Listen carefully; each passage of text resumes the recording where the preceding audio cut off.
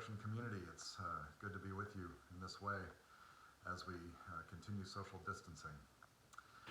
Today, I wanted to talk a little bit about what's been happening, just from a standpoint of, the last several days, week plus, has been just a cascade of further developments in this time that we're in and these challenges that we face, and further restrictions on our social connections, and just keeps getting more and more intense.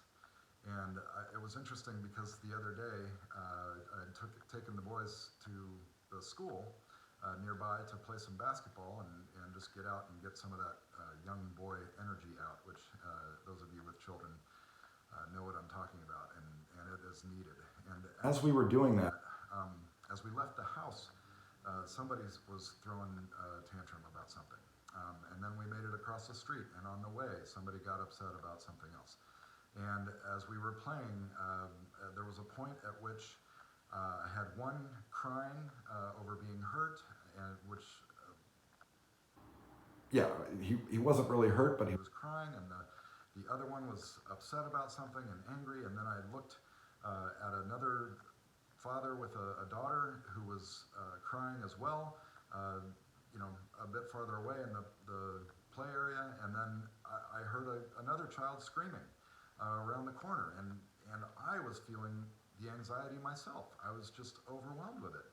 And it occurred to me in this process that one of the things that happens, I think, in times like these is there's the initial onset of all of these restrictions and the stress and the newness of this way of existence that we are trying to adjust to. We go out and get our supplies, get everything we need, hunker down at home, and start learning, many of us, to teach from home, teach children in homeschooling, but also how do we work from home, how do we get the things done that we need to get done.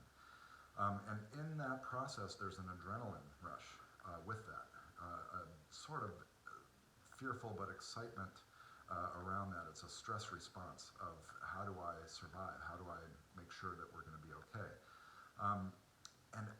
But now we've kind of gone through a lot of that, and we're several days into this, and I think there's a recognition of the reality, a kind of sobering of a sense of what is actually happening and what we now have to live into. The dust settles a bit on our stress. And often we don't know what to do with that. We feel the anxiety, we feel the fear, we feel the sadness, really, is what I feel at this circumstance, that we are unable to be together as a community, that we are struggling through these times. It can be overwhelming. And so I took some time for myself just to get away and feel some of those emotions, feel the sadness, to cry, to be angry, to feel the frustration of all of this. Because the stress is there, and often we get caught up in the details of the day-to-day and getting by, that we sometimes forget that we need to take care of ourselves. We really need to look within and give ourselves the freedom to express that. And when we're able to do that in a way that's appropriate, whether we scream into a pillow, or get a moment away to cry or to pray or to just feel those emotions, I think what we find is that is a huge relief. It gives us, takes a burden off of our shoulders. Pastor Ralph in one of these the other day talked about our burdens and offering those up to God.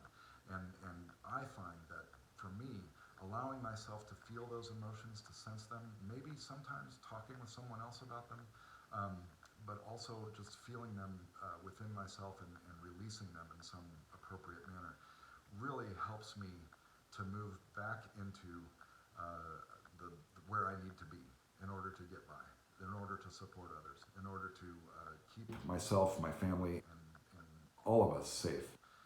And so, and I remember in the Gospel of John, we hear about Jesus receiving the news of his friend Lazarus dying, and he wept. He took the time to feel those emotions.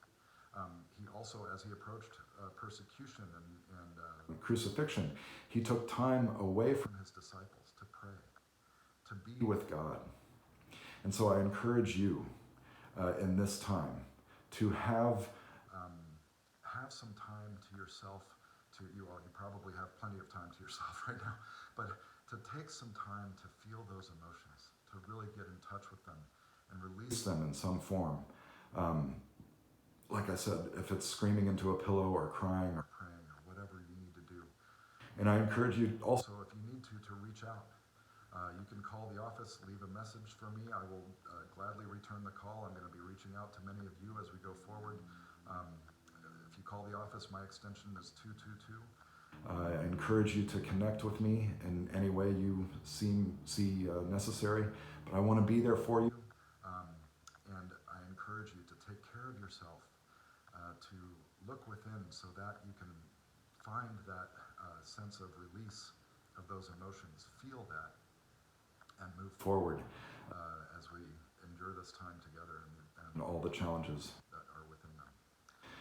So I wish you encouragement and blessings, and take that time for yourself, take care of yourselves, be kind to one another, and look forward to connecting with you another day.